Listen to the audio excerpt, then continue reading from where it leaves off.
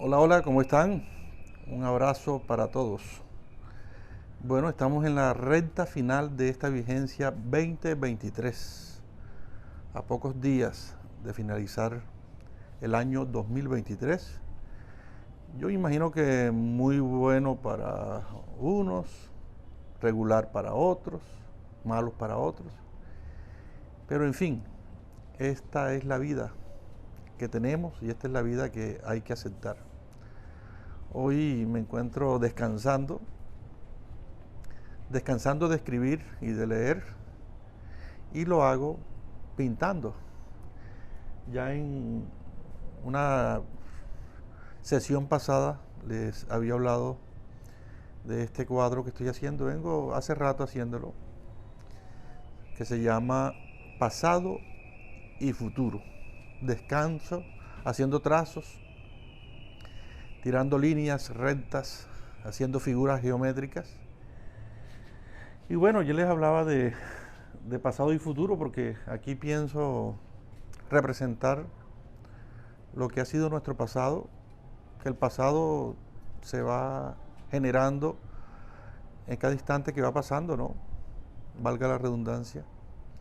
Y el futuro lo que se nos va presentando también en constante movimiento. Entonces aquí trato de representar eso, lo que ha sido el pasado nuestro, con unas figuras, con unos símbolos, y lo que es el futuro, lo que nos puede pasar, lo que pueda ocurrir dentro de lo que yo imagino, cómo puede ser nuestro futuro. Eso no quiere decir que eso es lo que va a pasar, sino lo que yo presiento que pueda pasar en un futuro. Hay un futuro que es a corto plazo, pero un futuro que es un poquito más hacia allá, que puede ser el final de una época y comienzos de otra época, porque así ha sido la evolución del mundo, de nuestro planeta Tierra. Entonces, como les decía, me gusta utilizar esta herramienta, que es una cinta de enmascarar, tirarla y sacar figuras geométricas a partir de esos símbolos que representan el pasado y el futuro. Por ejemplo, aquí voy a hacer una. Aquí se maneja mucho lo que es el triángulo, y lo estoy precisamente representando en este momento sobre este símbolo que está acá arriba, que es el símbolo de la destrucción. Es como un cañón apuntándole al sol, tratando de destruir el sol. Y claro está, si acabamos con el sol, acabamos con la vida, ¿no? Entonces, ojalá que esto no ocurra nunca. Pero es lo que vemos diariamente, desafortunadamente, el hombre acabando con el hombre, las guerras internas que hemos tenido en nuestro país, las guerras que se dan a nivel mundial. En estos días me estaba viendo una serie que tiene que ver con la Segunda Guerra Mundial, donde se le ha sacado mucho provecho, entre comillas, las productoras de televisión, de cine. Ahora estaba viéndome una serie que son momentos reales, fueron grabados en el momento en que se inició la Segunda Guerra Mundial, en 1939, hasta finalizar por allá en 1945. Muy buena serie, ¿ya? Porque son momentos que capturaron en tiempo real. Y por supuesto, la magia de la televisión, del cine, hizo la recreación, y ahí está en Netflix. Entonces, como un hombre como el señor Hitler, que se creía de una raza superior y que los alemanes eran superiores. Entonces, para apoderarse del mundo y crear esa única raza alemana, la ignorancia, ¿no? Pero él creía que era superior y quería destruir todo y apoderarse del mundo. Pero tuvo contrincantes como el caso del primer ministro de Inglaterra, Churchill, Winston, que se ha vuelto muy famoso ese señor precisamente por eso, porque fue el que se le paró a Hitler. Hasta el mismo rey de Inglaterra le tenía miedo, por su carácter. Era un hombre que fumaba y bebía todos los días whisky, siempre tenía un vaso de whisky y sus tabacos, y de hecho ya hay unos tabacos que se llaman así, Winston Churchill. Y bueno, fue uno de los grandes contrincantes de Hitler, se le paró en seco, y pasó eso, por poner un ejemplo de las guerras que hemos tenido en el mundo. Pero en Colombia, desde esa época más o menos, aquí comenzó la época de la violencia precisamente en 1948, cuando asesinan a Gaitán y comienza la época de las guerrillas. De manera que llevamos en nuestro país no más, ya más de 70 años en guerra. Y hacemos el intento de que esto se acabe y nada que se acaba. Procesos de paz fallidos, a veces procesos de paz para conveniencia de unos, pero al final el pueblo sigue en las mismas, en medio, ¿no?, de la guerra, dentro de los diferentes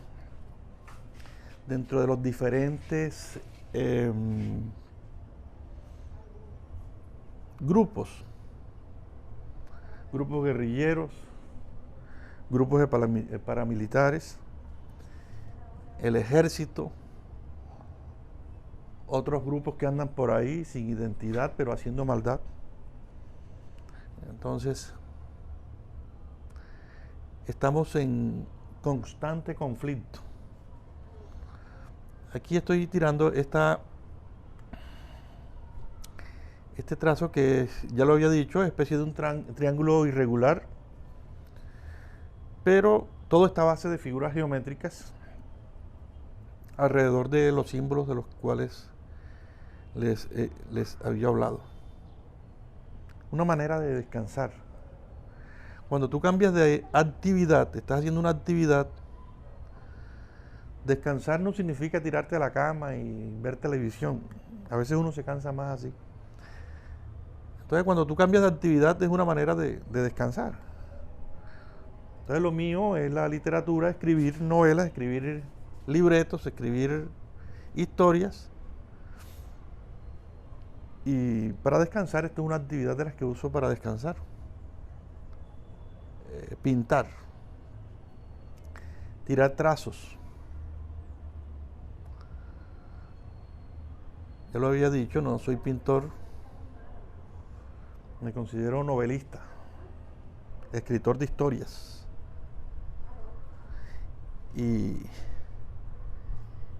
me siento feliz haciéndolo.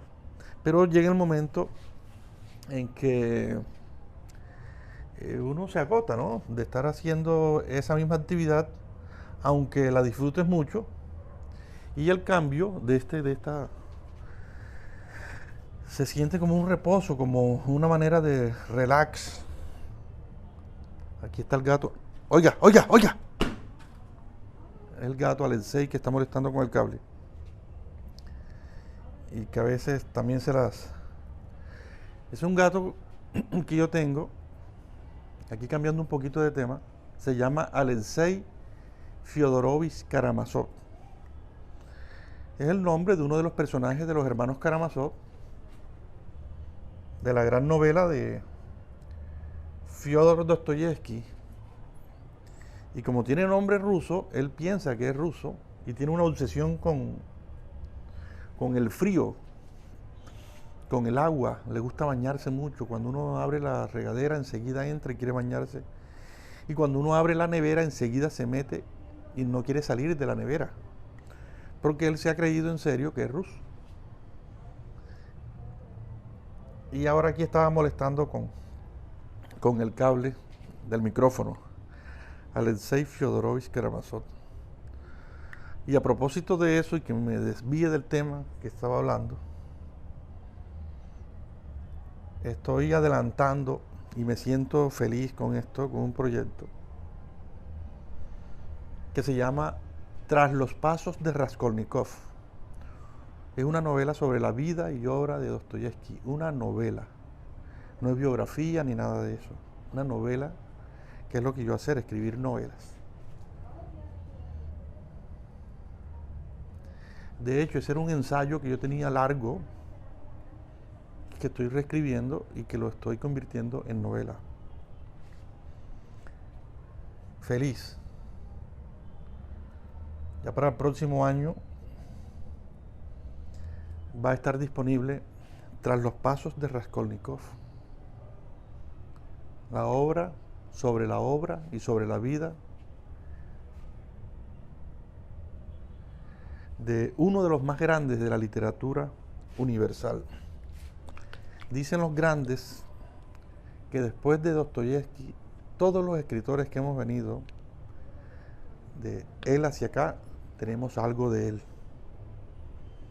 Algo de Crimen y Castigo, algo del Jugador, algo del Subsuelo, algo de los hermanos Karamazov, porque es el escritor que más claro tiene el concepto ese de tratar la psicología, la mente humana, se mete dentro del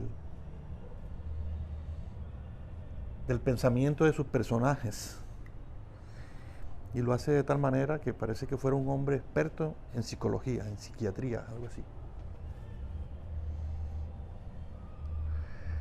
Entonces ese es mi proyecto literario de prioridad, porque también estoy en otras cosas.